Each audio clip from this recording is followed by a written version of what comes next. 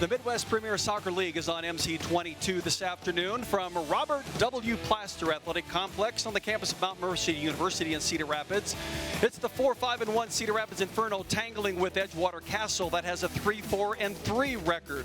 The Inferno are on a 2-match win streak, and Edgewater Castle lost its last game but has won 2 of its last 3. It's the last regular season game for both clubs with a 5th place finish on the line, especially for Cedar Rapids, who need a win to claim 5th place. A win for Edgewater Castle will put them in a 2-way tie for 5th. The Cedar Rapids Inferno and Edgewater Castle are coming up next on MC22.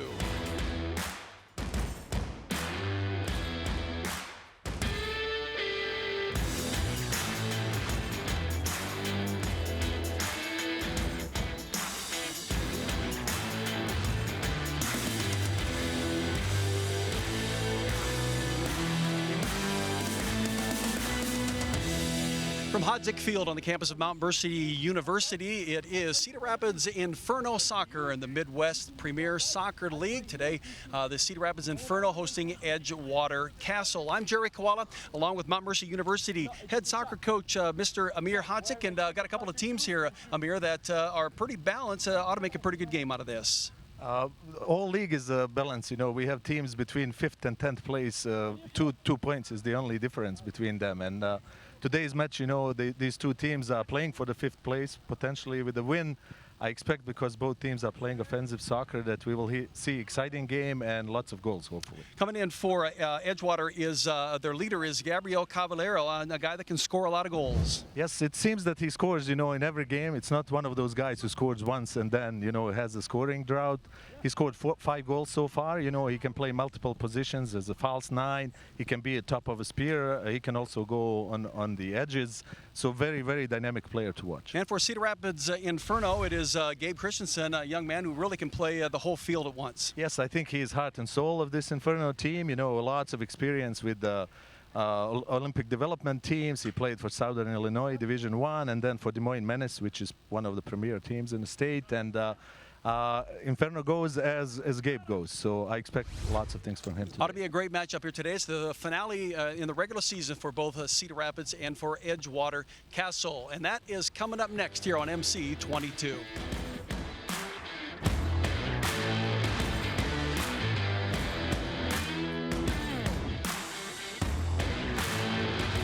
Midwest Premier League Soccer on Mediacom MC22 is brought to you by Jimmy Z Sports Bar in downtown Cedar Rapids, home of the Big As Your Face tenderloin. Recon Roofing, custom roofing solutions to meet your needs for your home. Blue Management Training, building powerful companies one employee at a time. And by Extreme, powered by Mediacom.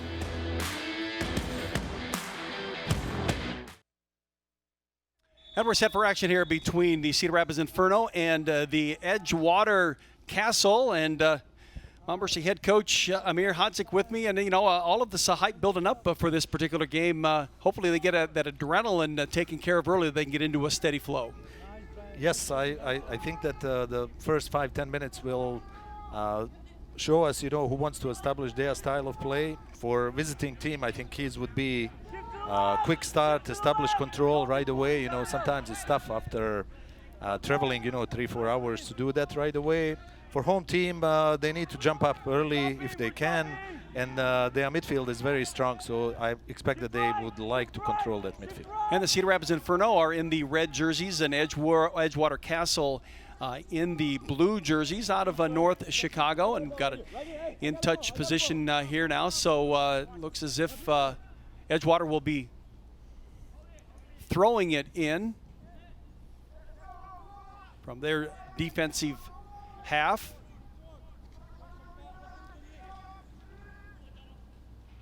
And with an overthrowing George Ochoa for Edgewater. Trying to get out of that assemblage of bodies in there to get it forward into their front field, into their forward field. There's Edgewater. With it is Nelson Carpenter. A chase to it is Justin Andrew Luna, number 11, and now it's the Inferno on the attack.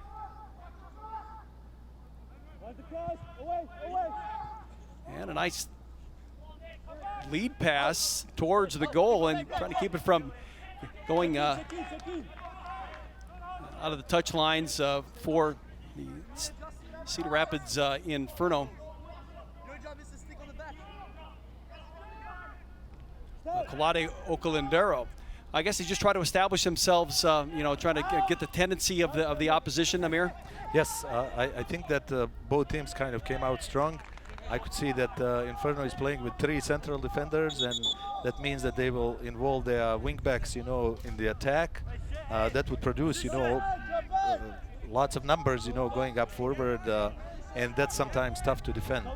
For Edgewater, I see they play with 4 defenders in classic kind of 4-4-2 formation with a diamond in the middle, and they will probably go with long balls over the top to 2 of their top dynamic players, including Cavalier. Well, we'll get a 45-minute first half of action here. We're just a couple of minutes into it. Again, the finale of the regular season got a corner kick for the Cedar Rapids Inferno. Into the middle, and header attempted by Nicholas Webster.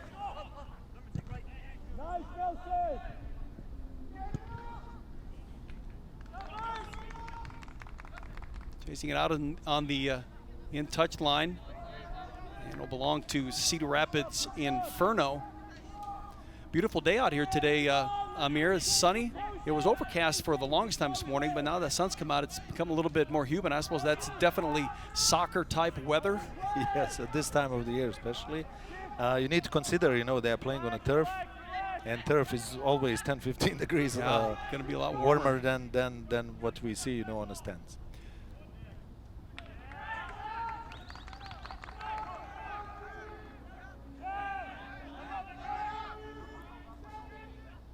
It's Edgewater with it.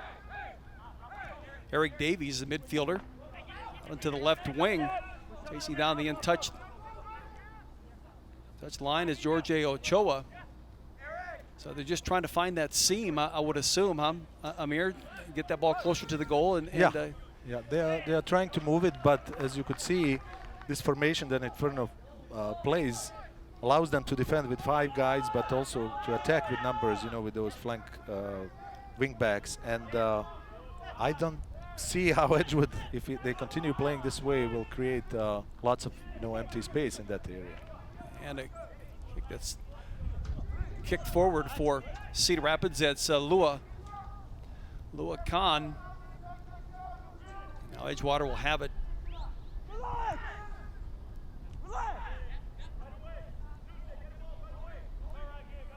And the in touch will belong now to Edgewater. So then they run plays out of these sideline throw-ins. Yes, the set pieces are a very important part of soccer game, you know, especially in tight games, you know, and I've been in many, you know, in state tournaments or conference tournaments or in a big scale, you know, World Cups and whatnot. Sometimes it's tough to break through opposing defenses, and set pieces would be the easiest way. You know, corner kicks, maybe initiate some contact and create fouls around the penalty box.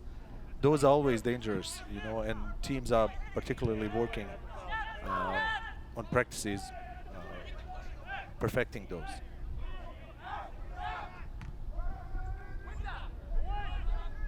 Trying to strike it forward is Edgewater Castle, and in touch is Nelson Carpenter for Edgewater. So Cedar Rapids, the Inferno. You could see, Jerry, in the first few minutes that everything Inferno does goes to Gabe Christensen. He's in that center of the field. You know, defenders look for his feet. You know, he's good with the ball. He has good vision. You know, he can distribute ball well. I don't see that Edgewater is. That's what we talked about in the start. Was Gabe Christensen, as we see the collision right here. And going down for Edgewater Castle is Jorge Ochoa. Edgewater with really the first attack at goal, and Cedar Rapids doing a nice job of defending. Yeah, that was dangerous attack. A little bit of space opened on the flank. They tried to cross it in. Fortunately for Inferno, defenders were on the right spot to clear it up and kick it out of bounds. So it's a throw-in for Edgewater. And for head coach Kenan Malachek, choosing to go the defensive route today, although he's got some good athleticism out on the field. Yes, I don't know, who is available, who is injured. It's late in the season. This is last game. Oftentimes, collegiate players also need to report to their respective teams. Sure. I think Coach Kenan is working with what he has right now. At the moment. Yep. We'll see. He has a good mix of experience and young players, and they might be able to establish a little bit. I talked to him, a couple of times yesterday morning on the phone, and then for a little while here this afternoon as I arrived. He did talk about the injury bug that's hit him this late in the season, and you can imagine, in all sports, for as much effort as they give to make the sport as good as it can be, you're gonna come up with injuries. Yeah, and soccer is particularly wear and tear kind of type of Sure. injuries. If you add, travel, humidity, kind of frequency of playing games and practicing, and it is a contact sport, after all. So. And the Edgewater coach is Wojciech Pietrowski in his third year with Edgewater Castle. He's been a coach for 10 years. Came to the United States in 2001, right to Chicago. And, he's part of this Midwest Premier Soccer League. And soccer, as we've known, has grown so well in the last 3 decades, I suppose, for sure. But recently, in the last 10 years, and especially like where you coach at high school, at Xavier High School, where they win state titles. Yes, when I came into the United States in 1995, soccer was kind of new sport, and U.S. was hosting the World Cup, fortunately, at that time, and lots of money was invested kind of in growing the sport. It takes time. Our women's national team is doing fantastic. Men's team is catching up. Let's see what happens here. Nice save. And the offensive end for Edgewater. Nice defense by Cedar Rapids to clear it. So the men's team is, right now featuring some 17 to 23-year-olds who not only play in Europe in the best leagues, but this was a nice save by Inferno keeper. Sometimes these low balls, especially on a turf field, are tough to deal with, because ball skips and accelerates. He did a nice job there. We really got to be alert as a goalie. Even that ball's away from you, it can be quickly in front of you before you know it. Yes. So with the men's team, in these young players, I think, in the next 5-10 years, you will see huge success of men's national team as well, because these guys are playing for Barcelona, Chelsea, all the best teams in the world, and that will definitely produce some results. International soccer has just been tremendous for decades. I always revert back to Pele. When Pele played and how good that he was out of South America, and he was quite the player. But and it's taken soccer a while to become popular here in the United States of America. It takes participation, and because there's so many traditional sports that the Americans have in the United States of football, basketball, track and field, baseball, softball, those types of things, volleyball. And soccer really has given some of those student athletes who aren't into the traditional sports a chance to get involved in a sport. Yeah, definitely, and it's a easy, relatively sport to start with. It's not as expensive as some other sports. We have a little bit different structure in the U.S., which is different than the rest of the world. Let's see what will happen here. Inferno has a good right in front of the goal. Attack, yes. Yeah, they got a little bit too far behind the goal by the goal line. Yeah, so in U.S., let's see the chance first. Pipo was down on that goal line. He's got a little bit too far behind. Yeah, it was just inches kind of out of bounds. And so in the United States, we kind of pay to play. So if you want to be part of the soccer club, it's kind of part of paying the fees and travel and everything else. And in many other parts of the world, usually underprivileged or kids who don't have anything else in life, do that, and that produces players like Pele or Maradona or even Messi, you know, who came from the poor neighborhoods, and this was their kind of way to. But even so, just in neighborhoods alone, you know, you can get a soccer ball and you can assemble kids together, and they can, you know, learn the game, you know, simply, you know, and then help their skills along. Yeah, and then they get to this level by the time, because these men out here are what, anywhere from upper teens to middle 20s, I'm assuming. Yes. With all varieties of experience, background experience. Yes. So in these leagues, you know, you could find definitely. Ooh, there's a shot at goal. It was taken there by Gabriel Cadavero. He set it up nicely. Yeah, I think ball was sitting nicely for him. You know, I think he leaned his body a little bit backwards, and that made ball go kind of over the top of the net. And if he kind of leaned a little bit more forward, you know, that would go in a frame, and it would be tough to stop from that distance. Again, so the goal is 24 feet wide by 8 feet tall, correct? Yes, is what yes. we're looking at. So, yes. you know, with the pressure put on the goalie with that ball being kicked so closely to him. When you talk about Edgewater coming in, they've played 10 games, as has Cedar Rapids, 3 wins and 4 losses, but 3 draws in there. You know, certainly it's got to be somewhat demoralizing. You do get a point anyway, but yet you don't win and you don't lose. Yeah, it's a very typical for soccer, you know. That's why, you know, about 15, 20 years ago, the governing bodies decided to promote the attacking soccer by giving 3 points for each win and just 1 point for a tie. So in retrospect, you know, it's better to maybe win 1 game and lose 2 out of 3 sure. Than to tie 3 games, you sure. know. And it didn't eliminate, you know, ties, but definitely the number of ties are much smaller than maybe in the 70s and 80s. Corner kick coming out of the left corner by Gideon Katende. And it was headed out of bounds by Gabriel Masalu. Well, we talk about those points, and we mentioned this in the opening, that the Cedar Rapids Inferno with 13 points. Here's another corner kick that headed around, and now will be kicked in touch and will belong to Cedar Rapids. Cedar Rapids with 13 points, and a win today gives them 16, and it moves them up into that 5th spot. Doesn't sound like much of an achievement, but going from the 8th spot to the 5th spot is an achievement. It is achievement, and especially having in mind that Inferno, you know, like everybody else, they couldn't have a season last year. You know, right. They lost lots of their roster, you know, at that time, and they are kind of in rebuilding mode. So, you know, 5th place in a new league would be considered success, I think. Yeah, and especially for everything that the coaches that Kenan has to go through. You know, not knowing from week to week who's going to be on his roster.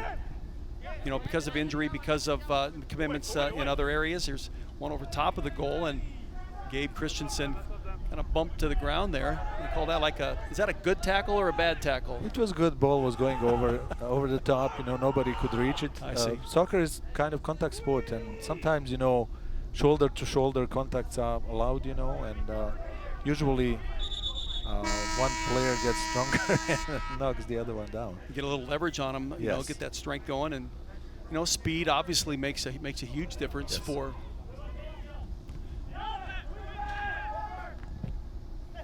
And now the Inferno will advance it into their offensive end. With it is Christensen. And we talked about in the outset, Gabe Christensen had played collegiately at Southern Illinois University in Carbondale, Illinois, from Cedar Rapids. So he is at home here playing for the Inferno. And headed out of bounds, headed into the untouched area by Eden Peskovic. Eden Peskovic on the field is a goalie for, excuse me, that wasn't Peskovic, that was Jules Pascal.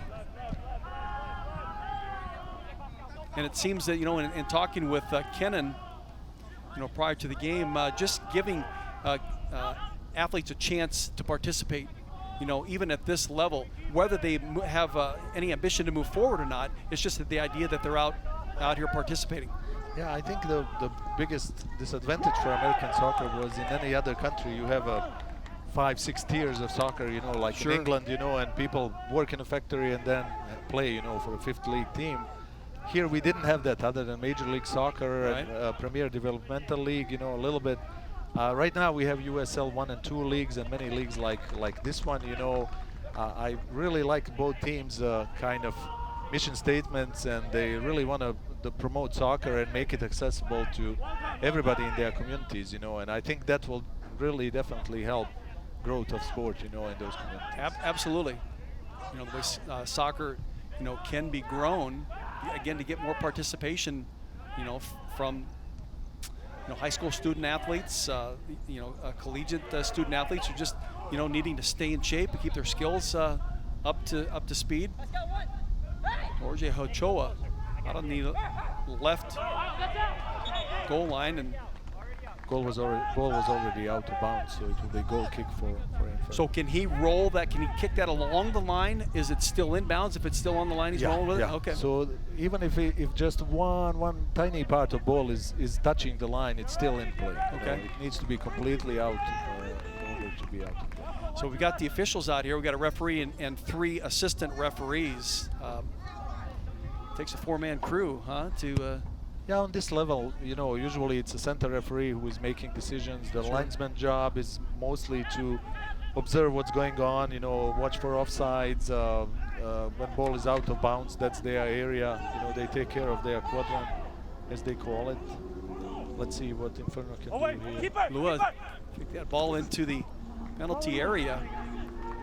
And now Edgewater clears it out, kicking it deep into Inferno area. I was reading up about kicking and punting, and you know, there was a, you know, whoever was writing the information about kicking the ball, high punt, that kind of thing. He says it's a kind of an innocuous thing. That it's you know, what do you get out of it? There's nothing to achieve from it.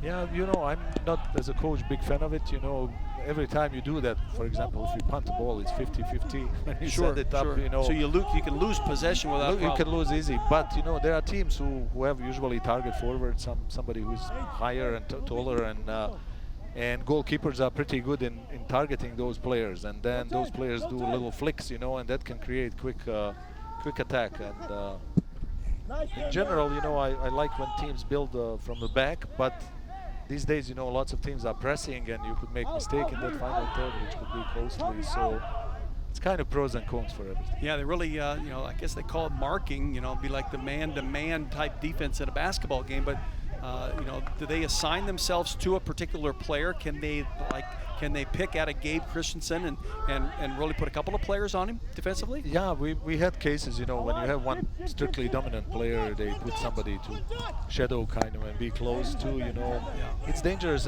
because if you make 1 or 2 extra fouls, you know, you could get a yellow card there. Then, you know, tactics needs to change because you don't want that player to be ejected with a red card, you know, and stuff like that.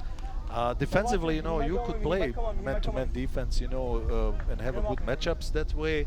But majority of teams play kind of, if you are center back, you take whoever comes in that area. Kind of area. There's a header that's off of. Great job, Eddie. Good cover. That's my fault. I should have come up. Arnold Matsu Singwa. You saw that? And it'll roll in the in-touch. And so it'll belong to the Cedar Rapids Inferno. Header from Nerman Peskovic for Edgewater. As Edgewater Castle will. So you see Cavallero is checking in pretty deep. I think he's not getting balls over the top, and he kind of wants to be involved a little bit more. So you might see him now coming a little bit deeper towards the midfield to get the ball actually in his feet. That is number 12 we're talking about, Gabriel Cavallero. And with it in the center, nice defense out there, and down to the ground goes Gabe Christensen. Yeah, a little collision happened there. I think it was knee to knee, so that will leave a bruise. Got a pain. Gabe is tough. Painful. Gabe is tough guy. He will. There's an attack and a shot at goal from Eric Davies. Davies, a midfielder. As we take a look at it right here, this will be where the knees collided. Yeah, right there, you can see it. Left knee to left knee, and it's only probably takes what, 3 or 4 days for these guys to recover. Yes. Yes, I remember those days, Jerry. And now it's more like a week. Well, I saw that earlier in the last couple of weeks, the Inferno played back-to-back games on the 17th and 18th of July. You know, they lost to Berber City and then turned around and won the very next day to the Chicago Mustangs, but just to recover, I think he's Yeah, got to it's take really tough. I could testify that, particularly in high school soccer when we used to have state tournament, 3 games day after day after day, Sure. 90 degrees weather and humidity. It's really hard to recuperate and rehydrate your bodies, and I think these teams are doing it to save some cost, so if you are traveling to Chicago one weekend, maybe it's looks like a good idea to play 2 games just to kind of save some money and do it in one trip. You need to have deep roster for that, that's for sure, because it's really difficult to perform 2 days in a row on the same level. So each of these teams can have an 18-man roster. Is that the same at the high school level? High school level, it's really unlimited. You could have, as many as you want, and you could have unlimited subs, so that kind of dictates a little bit different tactics as a coach, you need to apply. In collegiate game has different rules. USSF, which is United States Soccer Federation, has their own rules, and each one, has different number of subs or when you could sub and stuff like that. As a referee, it must be confusing, if you are switching from one game to another. You gotta know which level you're at. Yeah, where am I at? And which rules I'm applying. So putting it back in play for Edgewater, Rafael Santos. And a pass over right to Tobias Maximilian Wimmer.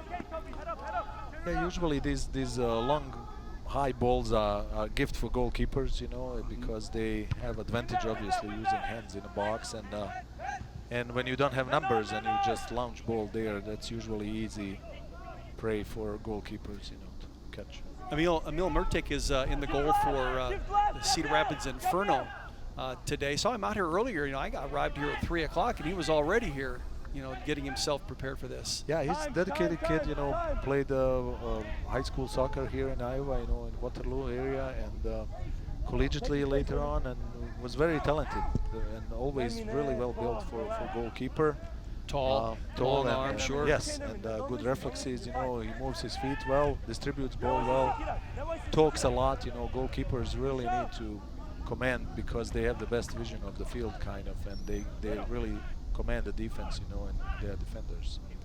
So they communicate well with, as that ball's being forwarded, advanced forward by the opposition, so he can direct. Somebody teammates. might be making runs behind somebody's back and stuff like that. So goalkeeper is there usually to see that and communicates that. So there's that punt, Amir, that we talked about. Yes, just kind of just a loose kick that, like you call it, a 50-50 ball. That whoever gets it, now all of a sudden you hope that it's your own teammate. But yeah. And this one was a little bit different because, you see, I think it was close. That Inferno player would get to it. I think, numbers-wise, goalkeeper recognized that it was 2-on-2 up front, and he released that ball with the idea, hey, I like what I see out there. And, I think that was the reason for it. So the corner kick coming from Gabe Christensen up in the right corner. Can't strike it well to get it for a nice header and shot at goal. So the Inferno will maintain possession just outside the penalty area. To the near side, back to Christensen, and off his forehead. Yeah, that was tough. On the goal line. Yeah, and sun was going in his eyes, and ball was a little bit higher than it should be. It was difficult to control. So the possession now belongs to Edgewater Castle. Edgewater Castle out of the city of Chicago. A number of teams in this league, Amir, out of Chicago. Yeah, I'm always amazed. I have a good friend who lives on North Side, Edgewater and Andersonville area, and whenever I go, he's always inviting me, hey, let's play soccer. And the last decade or two, I would always end up playing somewhere in Chicago, on North Side. I was always amazed how these people find each other, how somebody brings a ball and bunch of, these multicolor pennies, and there's a game going on. If there are no goals, they put trash cans in a park, and when the ball hits the trash can, that's a goal usually, and stuff like that. And reading, this is a good ball for Jemiser Minter. Pipo, he has a chance. Pipo, and rolling it in for the goal. Jemiser Minthor, recalling Pipo, got a head start on all of the defenders for Edgewater Castle, and he was able to, side kick it into the goal. It was pretty good. It was pretty good through ball. People was able to run, on outside of defender and slip past goalkeeper and just slide the ball in. I'm really happy for Jemiser. Jemiser Minter is originally from Haiti. He used to attend Kirkwood Community College and then Montmorency for a couple of years, and had a tough injury his senior year with knee, but it seems he bounced back and is doing really well. Well, so how he I'm got really that happy. into the goal from where he kicked it really is very surprising to me. I mean, what kind of English does he put on that from the kick? Yeah, usually, when you are that close, you don't want to hit it with pace. You just need to roll it in the net, and I think he did exactly that. He didn't want to risk anything. He just used inside of his foot, which is the longest surface, and therefore you could really control where ball is going. And from tough angle, he put it in. It was not easy, but he was successful. Interesting that the Edgewater Castle goalie had come out as far out of as goal as he did. Usually, when you have one-on-one situations, you if gotta you come are, on attack. if you are on a goalkeeper, you cannot stay on the goal line because that's invitation to conceive a goal. I see. You need to kind of be tricky, try to lure offensive player to make mistake. You need to kind of go back and forth. I think he gambled a little bit and left a little bit of space open. This was another good chance. Very good chance. Yes. Had done a nice job. Again, it was Pipo as part of that group for Cedar Rapids Inferno. Yeah, people always works hard. Lua as well is in there, and that's one thing I learned about him. Over the years, you see, there was a quick turn here, good position. There was some kind of contact, but I think in referee's opinion, defender was closer to the ball, so he let it. was it a violation where it became a free kick? Yeah, it could be, but it would result in a penalty kick because it's in the penalty box. Sure. And sometimes, those are the toughest decisions for referees. I think he did the right call, made the right call. Number 13, Parker Beck, was a part of that group for Cedar Rapids Inferno. Here's another corner kick. And doing a nice job of going down to the ground to get it as the goalie for Edgewater Castle, Eden Peskovic. Yeah, that was good save. I don't think that Inferno player made a good connection with the ball. When you are in 5-6 yard box, one kind of nicely placed shot can Just go in a takes a goal. little I bit. think he just kind of touched it briefly. There's Gabriel going strong. He thought that he was fouled, but I did too, didn't you, Amir? When you think so, I mean, he had a free rein at towards the goal, and he was did that, tackled from behind, as they call it. yeah. And usually, sometimes referee notices player who likes to let's see it again. Here's Cavallero, Yeah, he was. Christensen here, and This Cavallero. was the end of the play when Cavallero made the foul. After that.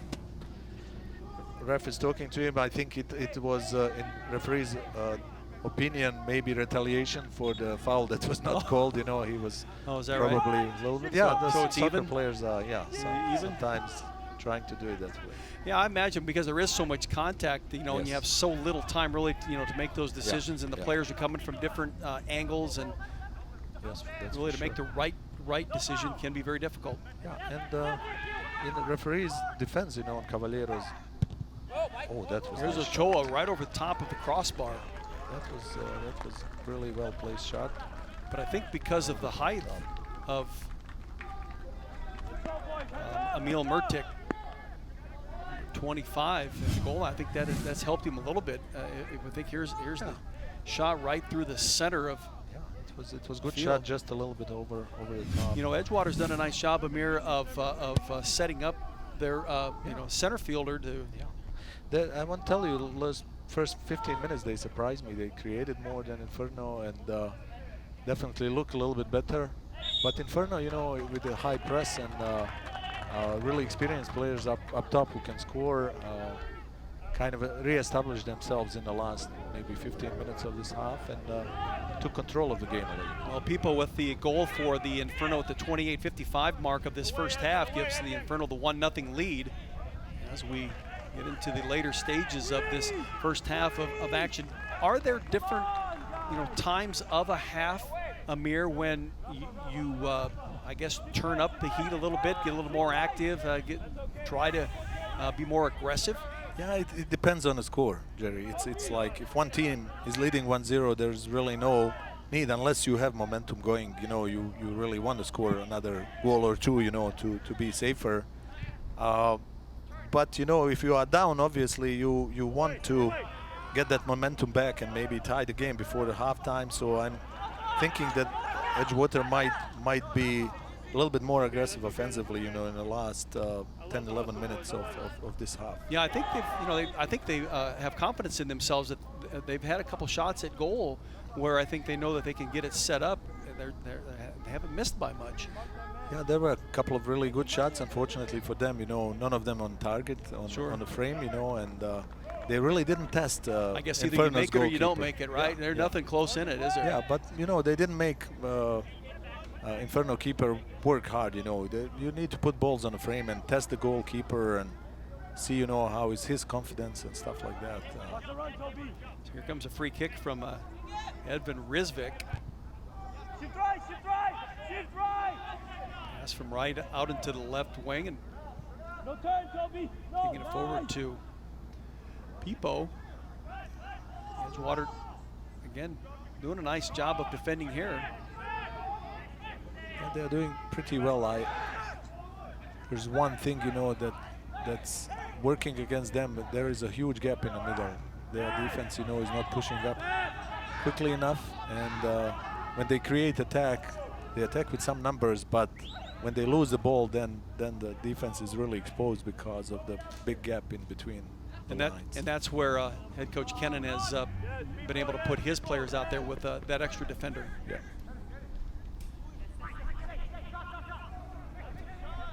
Here is Edgewater with it in the middle of the field, and There's a free kick. Yes. tangled up, and so it'll be a free kick from the spot of the foul.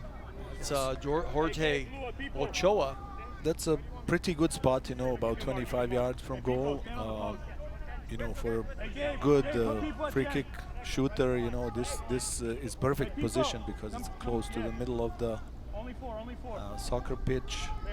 It will be interesting to see if they will do a little trick, when somebody's just passing short ball and somebody's shooting, or if Cavallero will take a direct kick. So tell me about the defense that the Inferno was set up there. Yeah, so that's a soccer wall.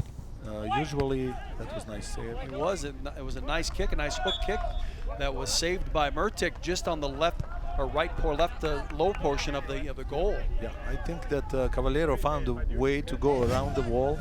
Soccer wall is about 10 yards away from a shooter. Yeah, this was really nice save. Just right at the very base of it. See, he moved his feet well, and that allowed him to deflect the ball in the corner. So Edgewater will continue to have it. It's inside the There's another foul. penalty box, and it's.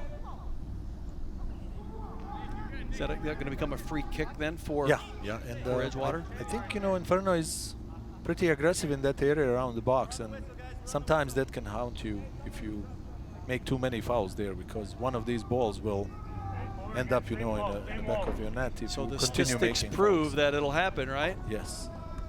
This one is a little bit different. Wall will again be on 10 yards. For right-footed shooter, he can go, on a left side of the wall, kind of to try to curve it, or just cross it, because they have 3-4 players inside of the box. It will be interesting to see what Cavallero will do. So Gabriel Caballero, off the top of the Crossbar. goal yes. bar, yeah. Yeah, that was a very nice shot. That's a few inches from, we call it in soccer, upper 90, which would be that top corner, between the crossbar and post. Look at that. So talk about the kick and how he was able to get that over top of that wall and just nicked it off the top of the crossbar. It takes a lot of practice, and depending on the angle when you are approaching the ball, you could curve it really nicely. And that's just with the angle of your foot, the inner part of your foot. We had some players like David Beckham from England, who was famous for those. His ball would curve really nicely every time he would shoot it. Cavallero did a nice job. It was very close to go in. And a violation against Edgewater will maintain it with the Cedar Rapids Inferno. Yeah, Edgewater have. Yeah, Arnold lost his shoe in a process. He was able to put it back on. And so now, is this a direct kick, an indirect kick? it is direct, you know. Only indirect is when referee kind of raises hand straight up, you know. Right. And indirect kicks happen usually when you have a dangerous play, or if you are impeding the opponent, kind of ball is not your target, but you are moving your body to prevent opponent from getting the ball. And also if you pass the ball back to goalkeeper and goalkeeper picks it up with his arms, that would be indirect kick for the opposing team as well. So All others are direct kicks. So why would Lua kick that well out of past the goal line after that free kick there by Christensen, and Lua just kicked it out? Kick it out, yeah. Sometimes, you know, if you float it in that area between the little box on 6 yards and penalty box, which is 12 yards, with bunch of players, it's enough just to redirect the ball and poke it in one of the corners. It's tough for goalkeepers because they don't know how to stay on a goal line or get in the action. And if you know, they have hands, you know, they could use, but if you misjudge the ball, you know, that could be easy goal for the opposing. They get a little antsy, do they? These goalies, they don't have a lot of action down on their end. It depends on the game, you know. I had games where our keeper would have 15, 20 saves, and somebody said, "Oh, you played great," and I said, "Always, not really, you know. If you allow the other team to have that many shots that your goalkeeper makes 15, 20 saves a game, you didn't play well, you know." Sure. So the in touch is possessed by Edgewater. They're under the 5 minutes, last 5 minutes of this first half. Inferno lead this game 1-0. A goal by Pipo. Jemisar Minthor calling Pipo. That was a good attack by Kaya. And Kaya, Exosi Kaya. Exosi Kaya, yeah, you'll see him right here. Yeah, another local product. He played for Cedar Rapids, Washington, and plays right now for Mount Mercy. Had a great freshman year last year as a left wingback. He's playing pretty well. I'm excited just to see him playing at this level. Do these athletes pick a spot that they want to play, or do they try to be able to play 2 or 3 different positions to be able to maintain time on the field? It depends, you know. When I played 2, 3, you know, different ones, but sometimes, you know, players think they are good in one position and coach thinks the opposite, but that was a nice shot. Nice save by goalie for Edgewater Castle, Eden Peskovic. Yeah, I think that he first estimated ball will go on his left side, and he slipped a little bit, so it was great that he could adjust his feet and kind of come back on time to save. Well, you don't have a lot of time really to react to that, do you? You got to pick it up right away. Yeah. Gabe Christensen with a nice kick over the top of that wall. This kick, if it was a little bit stronger, you know, definitely will go in. This was the chance, crossbar. Right off the crossbar. And then blocked on the goal line by Edgewater defenders. It will be kicked in touch on the near sideline. Inbounding for Edgewater, Justin Andrew Luna to Gabriel Cavallero. And I guess you can see the competition amongst some of the better athletes, that they really get after each other. Yeah, that was a great chance. You know, they have 2 players there, and unfortunately, just few inches here and there. Pipo tried to put it back in, and unfortunately hit one of the. Was that Pipo that did that? Yeah, he was doing the slide kick, and Coach Kenan has a word or two with the 4th official. Here's Rafael Santos with the kick toward the center of the field in front of the goal, and Edgewater will maintain possession. Big throw in for INFERNO. So talk about Kenan Malevich, the head coach for Malečevic is his name, yes. Out of Cedar Rapids. He was part of a co-founder of this Cedar Rapids Inferno. Yes, Kenan came here as a high school student, was playing for Cedar Rapids, Washington a couple of years, and then get the full ride scholarship to play at Drake University in Des Moines, and had a little bit luck with the injuries, first year or so. His junior year was definitely the best in collegiate level. I think that Drake made it to Elite 8, in a NCAA, and Kenan was instrumental there. He was the best scorer of the conference tournament, and also he scored in a couple of NCAA tournament games. That was definitely a highlight. I expected a lot. Senior year, unfortunately, his ankle was injured that year, and he didn't give as much, as he did in junior year. After that, he played in several clubs, and then I think tried to go professionally in Europe as well, and then came back and started in Inferno soccer. Yeah, he said he played professionally from 2011 to 2014 in Bosnia and Poland. Yes. At least he got the taste of it, Amir. Yeah.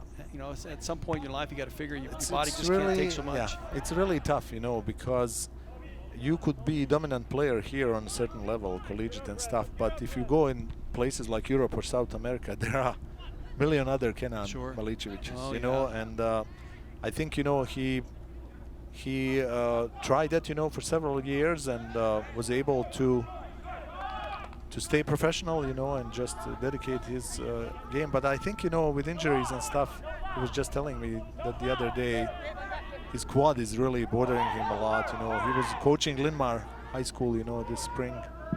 So I think, like for all of us, time is coming, to switch to coaching rather than gotta reel it back in a little bit, I guess, and realize that you can only go so far. As we got ourselves a... It will be interesting to see now how many minutes the referee will add. I haven't seen too many injuries that one, by Gabe Christensen and stuff like that, so I'm expecting maybe a minute or two of added time the most. We'll find out as we close in on the end of the first half. Yes. The Cedar Rapids Inferno leading 1-0. Inferno with it. I think it's important for them to close the half, on a high note and keep this lead. Well, the last couple of possessions they've had, Amir, they've been able to get that ball deep into Edgewater territory. Yeah, they had some good looks and good chances. Scored one goal, it could be more. But Edgewater also had some chances. So I think it's realistic so far. Yeah, I think both goalies have done a nice job of keeping the other out. Yeah. Other than the one goal scored by the Inferno. Here's Edgewater as again we close out. So the official end of the first half will come from the field then, and we'll not know when it is, huh? Yes. I would assume the players know, they're listening or they're hearing what kind of time is remaining. Yeah, usually referee, goes kind of in a huddle or uses good opportunity to communicate to all players involved. Hey, 2 more minutes, 3 more minutes, stuff like that. In a real professional games, usually fourth official holds the little card, that shows exactly how many minutes are added, so there's no question about that. Sure. Here's it's just 1 minute. Strike out on the right in touch line, and Edgewater offensive front. It'll belong to Edgewater, and a throw in from the far sideline about near the center line. I guess 1 minute was put on the added to this first half because of injury delay. We have at least got to be getting up to that point right now. Yeah, we are very close. I think maybe this might be the last play of the half. Referee was already looking at his watch. I think he's ready.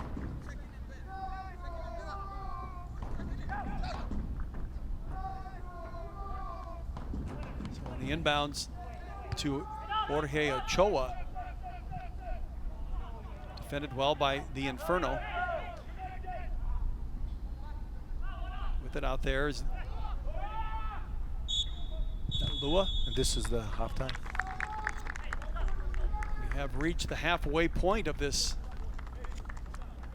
last regular season game of the Midwest Premier Soccer League for both Edgewater Castle and for Cedar Rapids Inferno. We've got a 1-0 score here. Amir, did either team really establish itself to be able to put together, some halftime conversation to come out in the second half and try to put in a couple more goals. Yeah, I think Coach Kenan would definitely not be happy the way they started. You know, first 15-20 minutes they looked a little bit lost there. They reestablished themselves, scored a goal on the right time, you know, and have a lead in a half. At the 28:55 minute mark of this first half, a goal by Pipo, otherwise known as Jameser Minthor for Cedar Rapids Inferno, giving them the 1-0 lead at halftime. We'll be back with more of our soccer coverage of the Midwest Premier Soccer League from Mount Mercy University here in Cedar Rapids. Midwest Premier League Soccer on Mediacom MC22 is brought to you by Jimmy Z's Food, Friends, and Fun. Recon Roofing, custom roofing solutions to meet your needs for your home. Blue Management Training, building powerful companies one employee at a time. And by Extreme, powered by Mediacom. Back at Hodzik Field on the campus of Mount Mercy University at Cedar Rapids Inferno. Club soccer here against the Edgewater Castle, and the Inferno leading at 1-0. And Amir Hodzik, it's apparent that the Inferno would settle for a 1-0 victory here, but I don't think that's going to be possible because we know that Edgewater was able to do in that first half. Yeah, I think the Edgewater threatened, you know, several times. It was a couple of really great saves by Inferno keeper. I think they don't have anything to lose. I think they will put all of their cards in and try to score not just one goal, but a couple of goals, you know, in the second half and win this game. For Inferno, you know, they need to keep momentum going. I think they need to protect this lead, but also not be. So this was one of the chances, you know, that Cavallero had and just put it over the top. I think this was a really good one. This is Pipo's goal, you know, he made a really nice run behind defender. I think goalkeeper misjudged it a little bit and Pipo put it in with a tough angle to score a goal. But he was able to. So for, there were a couple of free kicks, you know, that Cavallero took.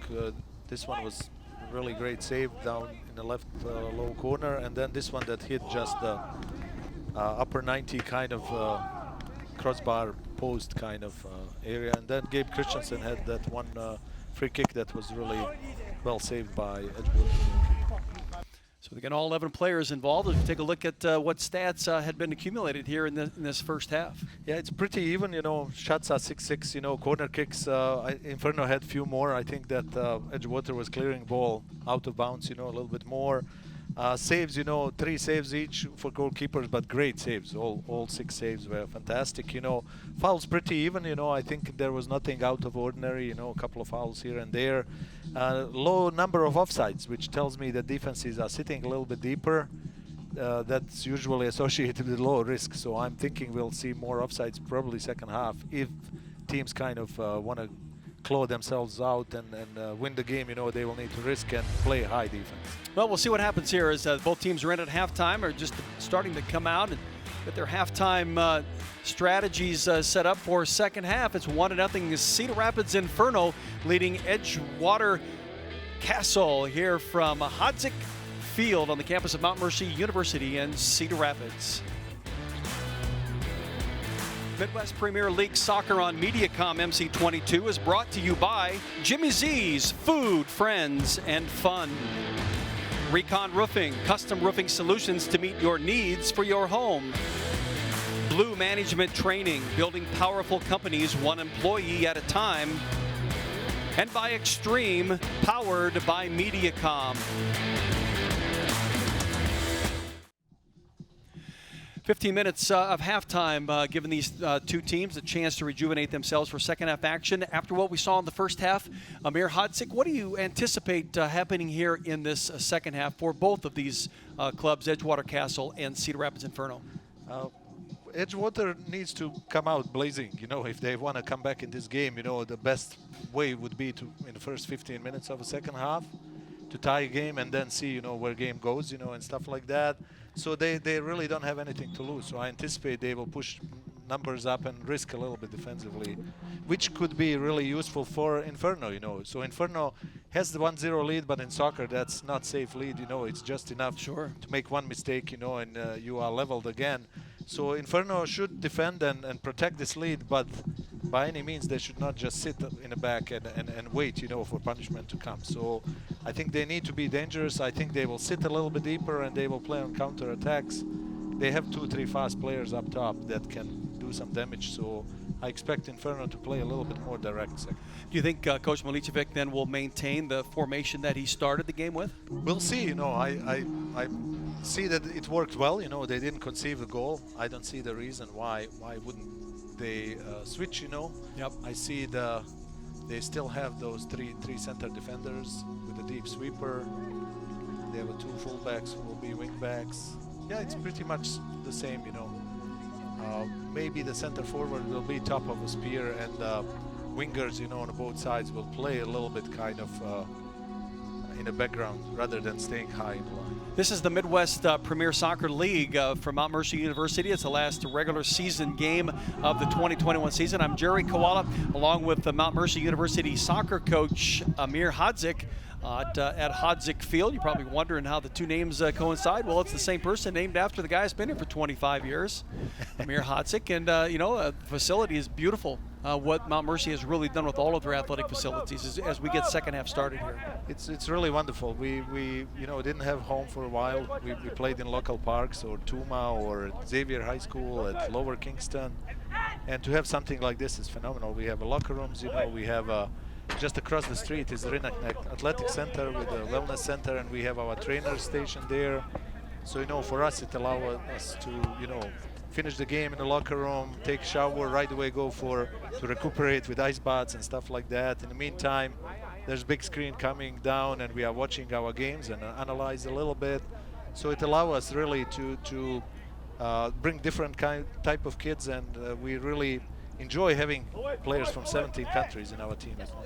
Here's the corner kick by the Cedar Rapids Infernos. They go from our right to left, heading south here at this beautiful facility that, you know, of course, it's a football field, and Mount Mercy's talked about developing a football program, which, you know, I think in the long run, you know, the more organized you are to get it started, certainly the better it's going to be once it gets running. Yeah, a few years back there was a big talk about adding football. You know, of course it was coinciding with a time where, you know, we started learning a little bit more about brain injuries, and I think, you know, when people were deciding, they said, okay, let's take a little break and see, you know, where this is going, and then we'll make a decision. Obviously they painted lines, you know, so we'll be ready if that happens. Yep. We joke at Mount Mercy, they have shirts in the bookstore selling, saying undefeated since 1928, and it's Mount Mercy football. So we'll see if we'll still be undefeated in years to come, or we'll add that sport. Well, I think, you know, year in and year out, of course it takes a lot of money. You know, you need capital to get things, you know, like that started. You don't want to you know, be short on funds at all before you get things going, because you know, you're bringing in 100 athletes, and because you can give sports finances to student athletes coming in, you know, you got to have that kind of finance behind you to be able to support it.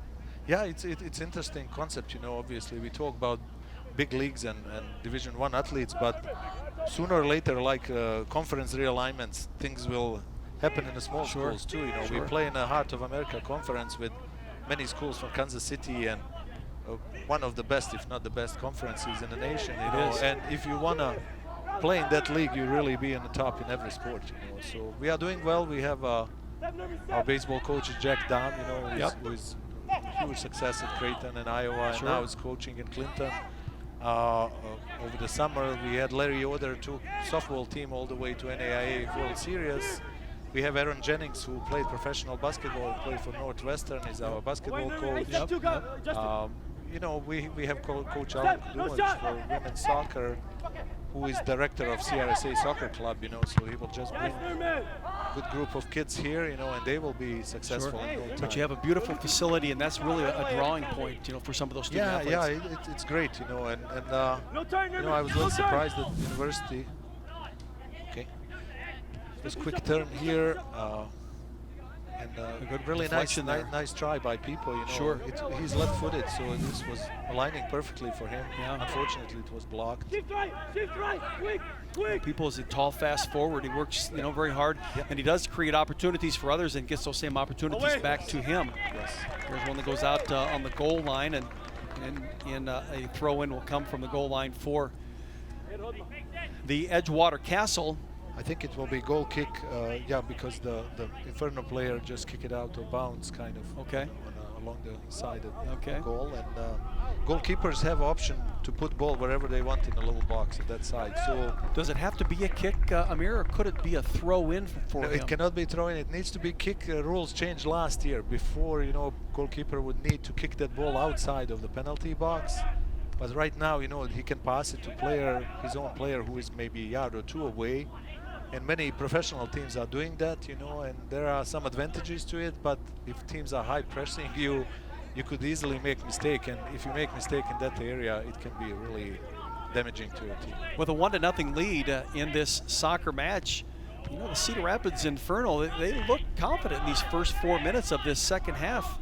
Amir, it looks like they, just kind of put together, some systematic possessions. Yeah, I think they did, and they do exactly what they're supposed to do. They don't supposed to just defend, and sit and wait for Edgewater to score a goal. I think they are attacking and keeping Edgewater defense on the edge, and busy, which is good for Inferno, but also Edgewater defenders cannot engage in that attack because they need to take care of Inferno forwards. And at this point, now that we're in the second half, and every second counts because we're winding down the time that is remaining in this game at a 1-0 lead. The more that the ball can be in the offensive end for Cedar Rapids Inferno, the less chance that Edgewater is going to have a chance to tie the game and maybe even take a lead. Yeah, for sure. You create chances, you keep possession. That's kind of in soccer, like the best defense is if you keep the ball. That means that the other team doesn't have it. Betcha. We'll see what happens. There's a free kick for Edgewater, and a little bit further away from goal, but Cavallero has a good range, it seems to me. So, I would not be surprised if he shoots directly. Exuse Kaya right there. Yeah, I think knocking him off. He was going for the ball anyway. Yeah, and I think he missed the ball and then tried to get away, but he was in the way of Edgewater. So maybe he should have went ahead and just kicked the ball and see but, where it ended up. Yeah, I think he was afraid he will not hit it cleanly and just let it go. So with the kick will be Gabriel. He tried to cross it because obviously it was not something he was comfortable shooting directly. So that's a cross. That was kick. a cross inside. They played on the far post. They put one of their tall defenders, number 27. You see, he was just chipping ball there. The idea was that number 27 would maybe put it back somewhere in the middle and they could finish it. But ball bounced off his head and ended up in a goal kick. So Murtik now will kick it out, and it ends up deep into the Cedar Rapids Inferno offensive end, and heading it out of bounds for the Inferno is Exuse Kaya.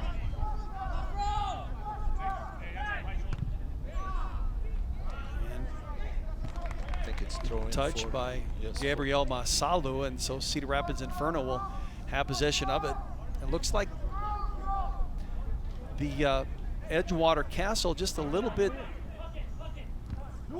out of sync at this point. Yeah, there's something missing there. They start attacks pretty well, but once they come to final third, there's nothing concrete going on. So maybe Cavallero needs one more player with him, to maybe some substitutions will come soon, I'm expecting. Here's the Inferno on to attack right in the middle, and a shot that's deflected at the goal by Eden Peskovic. That was a nice defensive effort there by Peskovic. It was great, and Pipo again, being left-footed, he made a nice cut and shot with his stronger foot, left foot, and it was pretty good shot, and a wonderful save by goalkeeper. We should do credit. Here's the corner kick. Cross into the middle and it's headed out of bounds. We'll see what is given. It'll belong to Edgewater. We should, though, mention, and I talked to Wojciech Petrowski before the game, and he crossed off a number of players that are not here today. He's got his N18, he said, and every time he crossed out a player, it was injured, injured, injured, injured. So he does have quite a few injuries that he's having to deal with. Yeah, you know, these are not professional athletes, and who knows how much time they have, you know, to spend on preparation before the season, you know, and do some CrossFit or running drills or lifting, you know, and this late in the season, you know, I'm not surprised. There's a nice through ball on the right wing. Into the Edgewater offensive end with it is Caballero into the center. He's very creative. He's trying to create contact there. I think referee let the tackle go, maybe? Yeah, I like think Caballero flopped a couple of times at the beginning of the game, and I think official is now very suspicious. They keep track of that, do they? Yes. Amir? Yes. There's a yellow card, first yellow card in the game. All right. And explain what has happened here then, Amir. So Inferno player was beating number 5 defender from Edgewater. That's Gabriel Masalu. Yeah, and he was kind of advancing towards the goal, and Masalu made the decision to make a foul rather than letting him go inside of the box, which could be so he was inside the box then? No, he was outside, but he was advancing towards inside, you know, so this was the spot, you know, of the foul is where the ball is. Gabe Christensen is good. I think he will curve it towards the goal. It would need just a little deflection to get in. Let's see if Inferno can capitalize on this. Here's Gabe Christensen in front of the goal. The header is hit just over top of the goal. Yeah, that was golden opportunity. That was 2-3 yards from the goal. Goalkeeper is in no man's land. You know, you just need to redirect the ball inside. Fortunately, Exosi Kaya was actually, it wasn't Exosi, it was number 6. It's Nick Webster. Nick Webster, and I think it hit side of his head, so he couldn't direct it kind of the way he wanted. Seems to me that Edgewater found some life in this right wing position. You know, it seems that every ball they are sending deep goes in that direction. So it will be interesting to see if Coach Kenan will reinforce somebody on that left side to close it up. Here's the Inferno then into their offensive end. Kaya getting involved. Looks like they're getting a little bit stronger as the game goes along a little bit. It takes a while, I suppose, for the athlete to kind of get into the flow of things. Yeah, and especially if they have some new players, like I see Arnold, you know, who maybe didn't play as much, you know, this year. Talented high school player who played for CEDAR Rapids Xavier and is going to play collegiate soccer at Luther up in Decorah. So, you know, for those guys, it takes time to get used to the pace of the game and the way the other guys play. And, so, you know, I expect, you know, that they would adjust to that, you know, much better in the second. Sure. Well, Kai has been involved in a lot of activity in the middle of that field, getting into the offensive end for the Cedar Rapids Inferno. They're playing defense in that same end, trying to get that ball back. There's a quick counter, but poor pass by Edgewater midfielder. Slide it forward. You see people is going Parker still. Beck. Yes. Nice play there by, I suppose, you know, for Edgewater, their player of the game so far is going to be Eden Peskovic, the goalie. Yes. He's made as many plays as anybody. Yeah, he made some impressive saves, and he seems confident down on the net, and it's amazing how his confidence projects, you know, to his defenders and the entire team, you know. So that's really important for every goalkeeper to establish that. There's Edgewater. They got a little bit of advantage. Head towards the goal. Gabriela Masalu, what do we got going on here? It was a little bit soft play on a left wing by Inferno, you know, and they tried to dribble a ball in the area that it's very dangerous if you lose the ball. Fortunately for them, ball bounced straight to goalkeeper. Yeah, Murtek was able to kick it out to midfield, where the Inferno now have it into their offensive end. Out there on that right wing is Jan Michael Marty.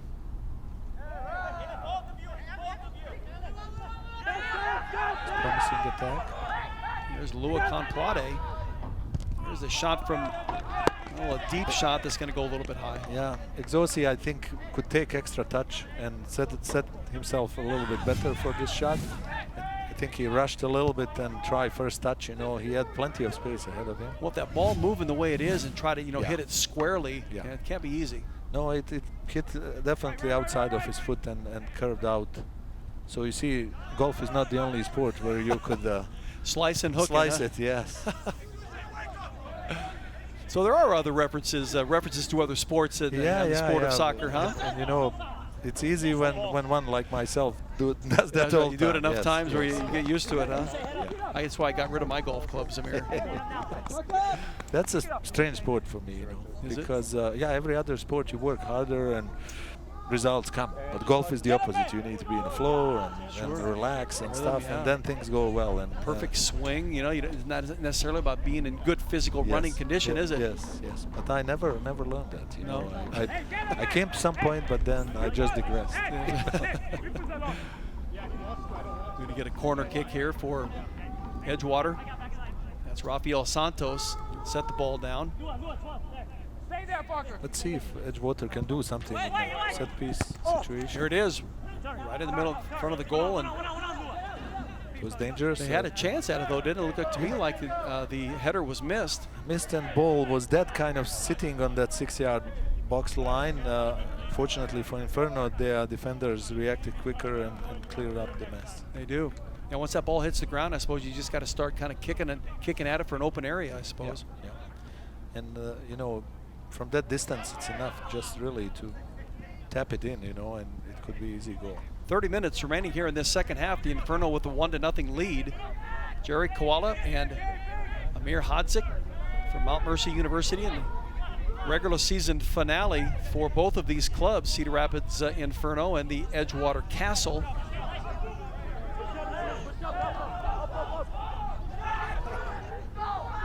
There's Murtick with it, goalie for the Inferno.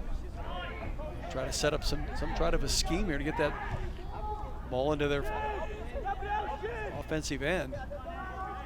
I think Edgewater is pressing now a little bit higher with numbers. Last minute or two, you know, it will be interesting to see how Inferno deals with it. Well, it looks like Edgewater is going to be subbing down here. We got a couple of subs coming in, and I guess I don't know for sure that they've been subbing anyway as we go along here. Yes. I suppose you need that bench help, don't you, a little bit? Yeah, and fresh legs will definitely help. I'm expecting these two new players who are coming in, offensive players, you know, who will bring fresh legs and outlook, you know, for their team. Chris Reynoso is coming in for Justin Andrew Luna.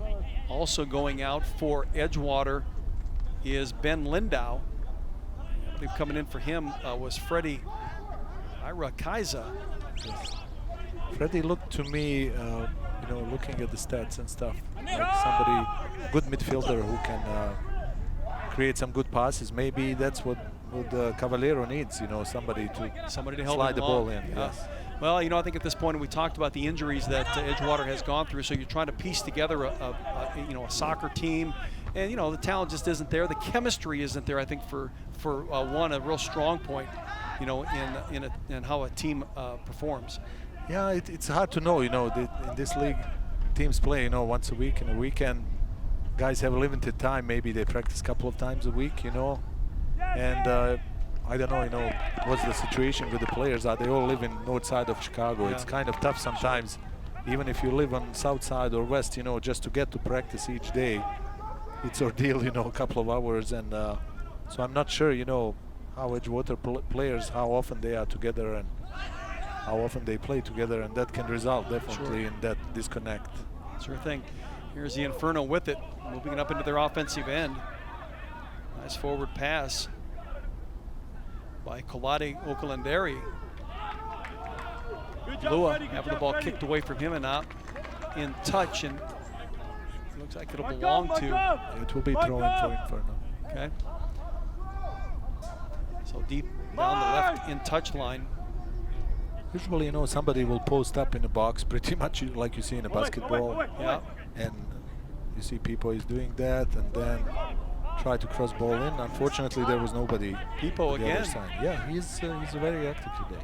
That was a nice throw in there. Nick, we got to credit Nick Summers then with that throw in to get the soccer to him. Yeah, though, you know, there are players who are definitely developing there's something that happened in the midfield. I think a little scuffle between Gabe Cavallero and Christensen, Christensen, and referee is kind of warning them both that is that what the indication was yes. a warning? It's kind of like no more. You know, I saw it all. It's enough, yes. Now the officials out here in the yellow shirts, are they local guys? Yeah, actually Tyler Turner, who is in the middle, is from Minnesota originally, but he played here at Mount Mercy coincidentally for me, and was very dedicated soccer player. But you know, I reffed some of the PDL games, Des Moines Menace and stuff like that, and Tyler would always travel with me. He wanted to learn about the game, and I'm so proud he's doing now Big Ten games and PDL games and USL games, you know, and seeing excel, you know, as a referee is just a pleasure for me as a former coach or mentor, you know, in terms of officiating to see. And I think he's doing a nice job. His head is in the right place, you know. You cannot be successful soccer official if your skin is too thin, you know. You need to kind of take it. Sure. Sometimes, you know. Well, you got to separate yourself from being a player and a coach to being an official. You know, you got to be, you know, objective. Yeah. So you know, he's doing well job. As a center ref, you obviously need to communicate with your linesmen really well. You know, and right now they have these earpieces, you know, which is really helpful. That was last 5-10 years. Let's see what will happen here. As a pass forward into Nelson Carpenter. He gets it to the middle. Here's a shot at goal. And it was blocked out of bounds. That was Freddie Irakiza. Had that ball blocked out of bounds. It was a pretty decent shot. You see, he had a wide open shot, didn't he? Yes, and it hit Inferno player in the back, fortunately for Inferno, and deflected. It's like Jules Pascal in the back. If Jules is out there. Here comes the Inferno again, but once they get on the attack, Amir, they use that speed and they execute quite nicely in their offensive end. As I predicted, you know, they are sitting well and, you know, and then play a little bit directly up top, and with that speed, you know, experience they have up top, they will always be dangerous. So 20 minutes, 20 minutes into the second half, still 1-0 lead. Nothing. I still see Inferno really struggling here on the left side of defense. Lots of open space here. It would be interesting to see if they can close it. Get some extracurriculars out here. Yeah, so now cards will happen because Gabe Christensen now and Olivero. He was just warning them, you know, a minute ago. Yeah, so slide tackle happened. I think Gabe won, and then after the fact, you know, Cavallero was on the ground and lifted his feet, you know, up to. Well, you can see the competitiveness comes out. The fatigue starts to, yeah, set then, in. You know, he walks by and he kind of nudges him, kicks him in the head. You know, so it's definitely card. The question is, will it be yellow or red? You know. Well, how many times do they warn him before they, you know, start issuing violation cards? I don't imagine he wants to give him a red card now. Is that a yellow card? Yellow card is now for dissent, I think, in the last one, and yellow also for number 12. So they get lucky, I guess, in this one. It could easily be, I would call it orange card. It's kind of in between yellow and red. And because it was kind of in between action, referee will drop the ball. So it's like in basketball, you have jump ball, and here we have a drop. You know, referee has the ball. It needs to touch the ground, and whoever gets first, you know, can kick it forward. There are more substitutions coming. I think Cavallero is going out. I think coach was really concerned that he cannot control his emotion, and obviously he's their best player, but definitely next foul he would be out of here, and then Edgewater would need to play man short, you know, which is not good. Exactly. Being down 1-0 and try to turn things around, you know, in the last 20 or so minutes, and it will be interesting now. You know, they lost their best offensive player, so somebody else needs to step up, and it will be interesting to see if Edgewater finds such a player. Number 24, Cedar Rapids Inferno, Safa Bakir is in, along with Danielle Ikoba, number 21, who just chasing down the soccer ball right now on the defensive end. You can see the fresh legs of that young man already, because he's really trying to get himself warmed up. Yeah. Also in is Jules Pascal, as I had talked about, is in. He's one that gets kicked out of close. the orbit or into orbit. Two balls. Just in front of the press box here, bounces off of. Also Edgewater, but you know, we're 45, we're 66 minutes into this match, you know, and certainly fatigue has set in, and your best players got to get a 5-7 minute break. Yeah, I would think. Yeah, and I think Edgewater lost that opportunity, you know, in the first 15-20 minutes. They had some, you know, quality attacks, but really didn't threaten as much as in the first half, you know, at all. Sure. So, you know, I'm a little bit surprised that they cannot create more offense there, knowing that they are down 1-0, nothing to lose really. Here's Pipo again. You know, he's finding that endurance, able to come up with. Good shot from a distance. Goalkeeper kind of bobbled the ball a little bit. Was fortunate to reclaim it a little bit later because INFERNO forward was coming to tap it in. Eden Peskovic, again, the goalie for Edgewater Castle. And now Cedar Rapids on the defensive again. I think a good move by head coach Kenan Milicevic. You know, he's got, as we talked about, this Daniel Ikoba, number 21 out there, a big lad. Yeah. You know, tall, lanky, you know, very strong. Yeah. And I like those kind of like target forwards, you know, somebody you could really play a long ball if they are able to shield the ball or create some kind of contact for a foul around the penalty box, you know, that's good. They could turn people over as well, you know, so. Puts a pressure on him out there too because of those fresh legs. There's a good look. There's Edgewater with it, deep into their offensive set. Giving it a good chase out there is Chris Reynoso, who's just come into the game a minute or so ago. Yes. I think it's a goal kick. Good defense there by Gabe Christensen for a block, and that ball bounced off Edgewater player for a goal kick. I would imagine these last 20 minutes, Amir, because they really don't have anything to lose, although Cedar Rapids with a win is going to move themselves up into fifth place.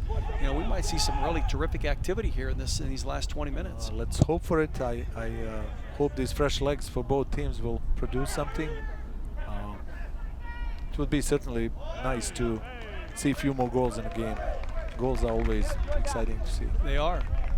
But rarely do you see a game, I suppose, where there's 4 or 5 goals in a game between a couple of good teams. Yeah, you know, it depends. You know, it's there's one crash, I think. Defender get to the ball first, you know, they collided afterwards. And so is that kind of like incidental contact? Incidental contact, referee didn't call anything. I think he was right, you know. Contact happened after ball was already out of bounds. But you know, the defense was actually out there to get after him. He just went after the ball, kicked it, and then he took down the offensive player. You know that's happening.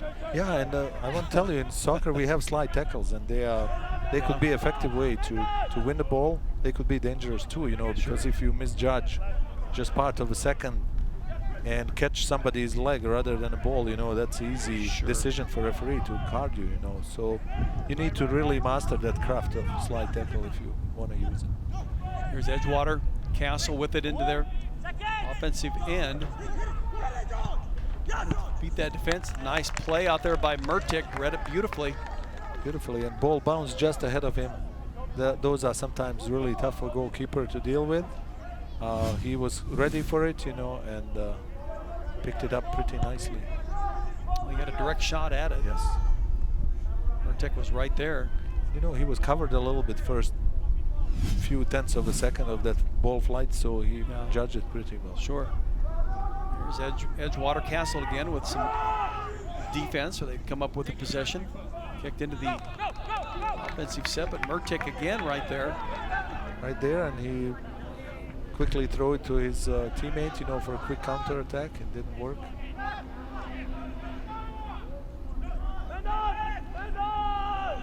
That was a nice play. Getting loose out on the left wing out there is Gabriel. I love it, Gabe. I love it. That's not Caballero. Got the wrong number. Yeah, and Gabe Christensen moved a little bit closer to his goal. I think as a holding mid and a kind of anchor of that midfield line, I think he won, you know, a couple of 50-50 balls. I think Coach cannot. Watch this. Oh, I think see what's happened. Heads, to be honest with you. I think they bumped heads, shoulder maybe. Yeah, a little bit. Tobias Maximilian Wimmer. I think, you know, he was trying to get something. I don't think. Yeah, it was a little Little collision, One but thing we nothing have to take really into serious. consideration here now is the concussion Yes. problem. Not that it's happened, but you never know. I mean, the way that It happens, we had in the state tournament final, our starting goalkeeper collided with the opposing player, needed to sit 25 minutes, go through all concussion protocol. Luckily it was his nose rather than head, so they let him go in, and he was able to participate. But it's scary sometimes, especially for goalkeepers, or when you see this head-to-head, when it's high ball and two guys are going to head it, that's when head-to-head collisions. have they ever had conversation about wearing like soft padded headgear? They did, and it started kind of taking ground, but then quickly disappeared. I think, they still try to protect young players from heading the ball. So, for example, in Iowa, you need to be a certain age to start practicing heading the ball. So, with the idea to protect young kids, from potential headers that could be really damaging to their brains. Well, the way the head's jarred all the time, your brain's moving, and it doesn't always have to be with, impact, contact to contact. Yes. Just the way, the quickness of the way the snap of, of the head. Yeah. Here's Edgewater with a shot at goal and a nice release by Nicholas Summers. Here comes Cedar Rapids Inferno again. It's people out there on the right wing. You will see now, you see that Edgewater defense is kind of moving closer to the center. That's kind of the offside line, if you are in your half of the field, you are not offside. Okay. So, defenders will risk and stay exactly kind of on a half line. That will compress the field and hopefully put some pressure on Inferno actually to make mistake, and concede a goal. Okay. So we got a corner kick here. Looks to now be a throw in from right sideline. Nice cross. It's just in the middle of the field. There's a head shot or hard shot by Freddie Kaiza, blocked by the Inferno. Yeah, I think, Inferno, when you are cleaning ball as defender, the last thing you want to do is to clear it in the middle of the box. That's exactly what Inferno did, and Freddie was there, to take a shot. Again, it was deflected. It's kind of not Freddie's day. Already 2-3 shots. Yeah, he's had a couple of shots at it already. He's only been in for maybe 10 minutes, 12 minutes of this game. Here's Edgewater again with an attack. They're down 1-0. Time is becoming desperate for them. They need to get a score, and they know that they got a tough goalie in Murtek that they've got to try to get that ball past. Yeah, this was sneaky shot. They used toe poke kind of to shoot the ball in between kind of defenders. Goalkeeper was covered, and it was just inches wide. Otherwise we would see the equalizer. Chris Reynoso with that shot just left of the goal. So Cedar Rapids will have it. That's my bad, Ed. Lose it. Yeah, it was. It's Edgewater with it. Again, out on that left wing. That was a close one. That's Alamin Salako. He just added new to the roster this week. I even think that head coach Petrosky said it was yesterday that he added him to bring him today because he didn't have enough players for an 18 for his in-18. And Salako, he's wearing number 20 for Edgewater in blue. He's on the second team. This was good chance. The ball was deflected, and then Murtik saved it again. Really from close range, it was good reflex save, and fortunately for Inferno, they are still keeping their lead. There's another corner. Okay, here we go, and that is coming from Rafael Santos. And just missing it off the header was Tobias Maximilian Wimmer. And at 6'3" or 4" that Wimmer is, certainly that corner kick can be kicked a little bit higher for him to go up and get it with the header. Yeah, he won it, and ball bounced down to Freddie again. It was on his stronger left foot, and he just missed. Look how close he was, and he was on 6-yard box. So 90% of those go in. You just need to hit the frame, and somehow he found a way to send it wide. 12 minutes remaining in this match. It's a 1-0 lead for the Inferno. Here comes Edgewater again, reclaiming possession of the soccer. little love tap there. So that was by that Pipo. shoulder to shoulder, as I discussed. And usually referees, you know, kind of ask for assurance, you know, Oh, but the assistant P set referee. assistant referees, and Sure. they say nothing here, you know, and then they move on. Well, from here it looked to me like he had gained an advantage Yeah. by getting the soccer. Here it comes Edgewater again, and a nice block and defense by Cedar Rapids Inferno. Really protecting that goal as well as they can. Murtick Yeah. just in front of it. They brought some numbers back for sure, and they will rely on people, you know, to try to break through, you know, There's 2 or Lua. 3 defenders that are left for Edgewood. Edgewater once again with it in their offensive end. This is Jeffrey Blebo. He also was brought in off the second team to fill the roster, number 26 in blue for Edgewater. So 2 players were added in because there were so many injuries, and there were a couple of other players for Edgewater that were unable to make commitment this weekend to come to Cedar Rapids to play. So they're really, you know, not in sync. There's just not a lot of organization, you know, among the players out there. They're just trying to play the game, you know, as they best can, Yeah. without the chemistry that they would need to be able to be successful. Yeah, we had situation recently, different game, you know, with the Cedar Rapids Raptors played team from Chicago, and they said half of our team is not here, and I asked, you know, why, and they said, well, they had wedding in Chicago. so you know, coach was scrambling to find a few other players, you know, and I think it's United Serbs, you know, the team from Chicago. So what, they couldn't put off the wedding for another day? Well, yeah. You know, in many families, especially in places like Brazil and stuff, soccer match would take Precedence? Oh, no doubt. definitely, you know. Yeah. But, Not quite in America not quite just here, yet. yes. Thankfully. Well, let's say, yeah. It's coming. All right. You know, you try to schedule so many different things. People trying to live, you know, their whole life with 7 activities, you Yes, know, in yes. 3 days. I'm just using that as an example. Here's what we got here. Yeah, Went out of bounds, I know. I think referee Milicevic. called a little foul. Yeah, crash. This is, you know, that. So he shielded the ball and then was tackled from behind. So this would be clearly free kick for him. Okay. So Inferno will get the free kick. And doing the kicking is Jules Pascal. Jerry, to finish my thought about referees, we have the 4th referee we asked about it, who stands here on this side. Yeah. That referee usually communicates with benches, you know, if benches are not behaving, you know, he's the one to communicate. He is there to help the main referee, and he also is there, you know, for anything that happens. For example, if you have big brawl or something like that, Sure. that referee is usually writing down numbers, you know, Yeah, of the players yeah. who are involved in that. Right, you get everybody that's involved in it. Yeah, there's so many things that you got to watch because there's 22 players out on the field. I guess if everybody's at 11, if each team is at 11 players, so there are lots of little skirmishes going on, if you will. Yeah, and it's big field, and it would be definitely huge for one official to Now, is cover this all. is this field then, as we talk about it, the normal size? Here's a attack into the offensive end for Edgewater and kicked out of bounds. Yeah, I think, you know, again, Inferno defenders clear the ball with the head, but they clear it in the area where they don't supposed to.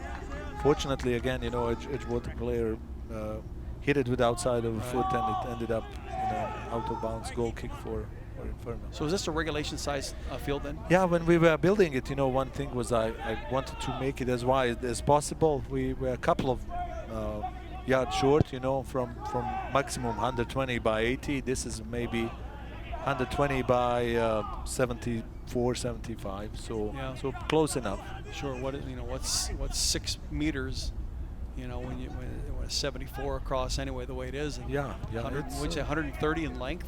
yeah, and it depends, you know, on the way teams play. You know, teams that like to develop their game, you know, on the wings and outsides, that width is crucial, you Sure. know. But for teams that are controlling midfield or they are a little bit more direct, you know, it really doesn't make huge difference. Yeah, so the alignment then for a wider field, what would be like the narrowest field that you've seen? And I suppose that would be in high school, wouldn't it? Yes, because in Is college, that like you a know, football field that they play yeah, on? in college it's impossible. You need to have minimum requirements, especially Yeah. like in conference matches. We have one team, Central Methodist in Fayette, Missouri. They cannot play in the national tournament if they are hosting on their field. They play at Columbia usually just because their field is not regulation size. In the high schools, the smallest one I played was at the Dubuque Hempstead. You know, they converted one of the fields, and there's also long jump kind of alongside one of the lines. So it becomes So part it's of the field? literally a football field, like 55 yards, and Sure. that's the really narrow, narrowest. isn't yeah, it? yeah. You cannot develop anything. So they used in the 120 yards in length Yes, then with the back yes, of each of the yes. end zones. So it definitely requires you to play a little bit different, more direct, and not utilize those wings, and maybe play with less defenders, because width is the thing that creates problems for defenders. So here's Cedar Rapids Inferno with a shot at goal, bounces off of Peskovic's chin, and Cedar Rapids will kick it out on the goal line. Yeah, I think Cross came in a little bit uncomfortable for goalkeeper. It bounced back off his chest. I think people didn't anticipate that this will happen, so he was caught a little bit off surprise. Now Right. you see Looks here, like he and was then too. ball came too quickly and he couldn't redirect it in a goal. He knows that he could react better there. Yeah, If he people was a little bit had a react- shot at it, didn't he? Yes. So here is Edgewater Castle down to the last 5 minutes of this match, in which Inferno scored back in the first half. Edgewater again on the attack. Looks as if Cedar Rapids is pressing the ball, if you will. They're getting people out on the ball, well out on the perimeter, so there are no free shots or free passes or easy passes. Yeah, I think they committed numbers to their defense. I think everybody's pretty much behind the ball, which is usually happening in the last few minutes of each game. You know, if you are defending 1-0 lead, you know. So they are with 7-8 guys behind the ball each time, and that really limits the space for Edgewater to create anything. Well, Edgewater with the ball in their offensive end. Here's one that's hit off Cedar Rapids, but still in possession of Edgewater. And with it is Freddie Irakaiza losing it to Lua. Actually, that is Alameen Salako. As long as Cedar Rapids can, I suppose, maintain possession of the soccer and keep it in their offensive end, kind of play keep away with it, they don't need to score. They don't need, you know, and now, you know, things will start happening that happen usually in these situations in soccer matches where, you know, Inferno will take time to take a throw in or goal kick and stuff. Each team is doing that, because, you know, they say clock is your friend now, you know, because it's not like in basketball that time stops, you know, and stuff. So I think, you know, they will maybe bring another sub or two, because that will take another 30, 45 seconds off the clock, and kind of. Don't the referees though kind of recognize that and start? They do, you know, when it's excessive, you know, when you see that. We see that in high school more because it's unlimited subs and some teams really waste time. So in high school soccer, in the last 5 minutes of each half, if one team has a lead and wants to substitute, they stop the clock on every substitution. Is it every substitution, or here's one that's hit to the front of the Inferno goal that's knocked out to the center field, and now kicking it errantly out to the left side. That is Ira Kaiza. You know, he's really trying to get involved in this. He just hasn't been accurate yet today. Yeah. I think he rushed a little bit, and this was not good shot. You know, when it ends up close to corner flag, it's definitely not good shot. Okay, 2.5 minutes remaining in this match. You see, Murtik is taking his time. You know, yes, he he's is. not in a hurry, and he will observe a little bit and release the ball. Yeah, like, is there a time limit that he has though to get rid of it? When he catches the ball with the hands, he has 6 seconds to release it. But for goal kicks, not really, unless referee blows the whistle and warns him to speed up, or he will be carded for a waste of time. Here's a throw in for Edgewater, but deep into their own defensive territory.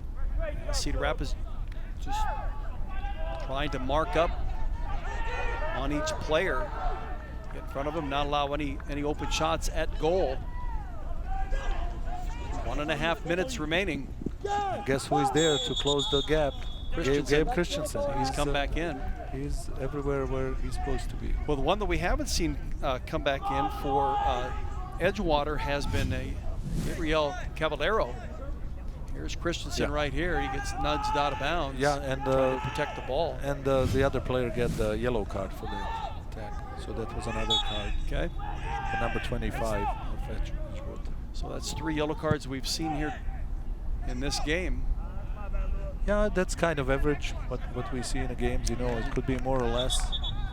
As a coach, I always prefer no reds, you know, because that games could become chippy, and then it really takes beauty out of game and focus and everything else. Yeah. Well, I think we've seen a pretty good effort by both of these teams. As far as the skill level goes, Amir, I'm sure in your experience you've seen far greater. But these guys are out here giving their all. Yeah, it's last game of the season. I think there's nothing after this game. So why not? You really want to be your best and give 100% and leave it all on the field. 20 seconds remaining. That ball kicked out of bounds, in touch, out on the left, deep into Cedar Rapids Inferno offensive end. We'll get one more throw in, I would assume, if they get it in before the end of this match. They'll go away a 1-0 winner here this afternoon in the regular season finale. Yeah, we're in the 5th place. We'll see if the referee adds any. You see, he called now in the kick. Okay. Because Inferno player was laying on the ball and obstructing it, so it's kind of obstruction. So clock is stopped at 89:51. Yes. So it will remain to see how many minutes, if any, referee will add. I think it could be a minute or 2. I don't anticipate more than that. Sure. Well, here's Edgewater going to take advantage of everything they can, if they can. Cedar Rapids with a steal on it. Yes. Now the best way is to kick ball in the corner, and one of your players kind of shields it and takes another 30-45 seconds, off the clock. So I would not be surprised if they don't just throw it down in a corner deep and try to hold on to it. Parker Beck throws it in. Now he gets it back and a bump off of his chest. And touch it with your hands. Edgewater, here's a deep kick by Philippe Micah. So now it's desperation time, for Edgewater. I think they will just dump balls in the box and pray that something good happens, like Hail Mary in football. Right. Get a deflection or something, and maybe a missed defend by the Cedar Rapids Inferno. Yeah, there it is. That's by Gabriel Masalu. Jostling forward down in the offensive end. That is Salako for Edgewater. Nice play. Safab Bakir as well. There's a counter opportunity, 3-on-3. And here's some time consumption right here with this. I think he will take it in the corner unless he goes for a glory. There he does, and tipped out of bounds by Peskovic. Yes, I think, we have this corner kick, and probably that would be it for the game. Well, I've liked the play of it here as we take a look at here. This is Lua. Really nice shot, and another great save by Peskovic. Yep, Peskovic does a nice job. Tipped that ball over the top of the goal. Well, I've liked Lua, what he's done. We got the goal from Pipo from Cedar Rapids. Jules Pascal showed us a lot. Gabe Christensen, so I think the nucleus is there. Here's that corner kick just in front of the goal. There is the end of the game. And the Cedar Rapids Inferno have ended their season with a win. They'll end the season with 2 consecutive wins. It started kind of slowly this whole season for Cedar Rapids, and head coach Kenan Malicevic able to stay with it and put it together and got a nice little nice season out of this. Yeah, I think he was happy with the outcome, and 5th place is a big success for his team. 1-0 the lead for the Cedar Rapids Inferno as head coach Malicevic and Ken Titus. He put together the organization in North Chicago to try to attract children, try to attract kids, student athletes, to get more involved in soccer as they're out there congratulating one another. The Inferno win it 1-0 over Edgewater Castle. We'll be back to wrap up this broadcast. This is Midwest Premier Soccer League action here on MC22. Midwest Premier League Soccer on Mediacom MC22 is brought to you by Jimmy Z's, your go-to spot to watch the big game, located in downtown Cedar Rapids. Recon Roofing, custom roofing solutions to meet your needs for your home.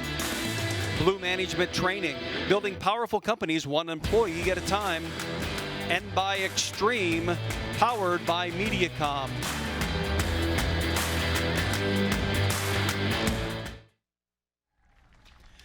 The Cedar Rapids Inferno knock off the Edgewater Castle in the regular season finale for each of these teams in the Midwest Premier Soccer League. A goal, Amir Hadzik, a goal in the first half at the 28:55 minute mark, stands up to win it for the Inferno. Yeah, it was a tight match, back and forth. I think both teams had the chances.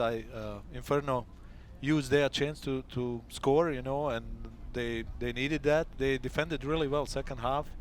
Lots of guys behind the ball, but they were still dangerous. And Edgewater kind of, as game was going on, it was obvious they are missing some players and they couldn't master anything, offensively. So I think this was objective kind of final score of the game. And congratulations to Cedar Rapids Inferno on the 5th place. It was a meaningful game, that way. So. And Amir, it's been great working with you. Thank you very much. I learned a lot about soccer in the last 2 hours. Thank you, Jerry. Likewise. Amir Hadzik working with me here and on Mediacom with this Midwest Premier Soccer League action between the Cedar Rapids Inferno and the Edgewater Castle, in which the Inferno wins it 1-0. For all of the Mediacom production crew that were here today, we certainly thank you for all the great shots and the work back in the truck. I'm Jerry Koala for my broadcasting partner here this afternoon, Amir Hadzik. This has been a presentation of Mediacom MC22, your local programming leader.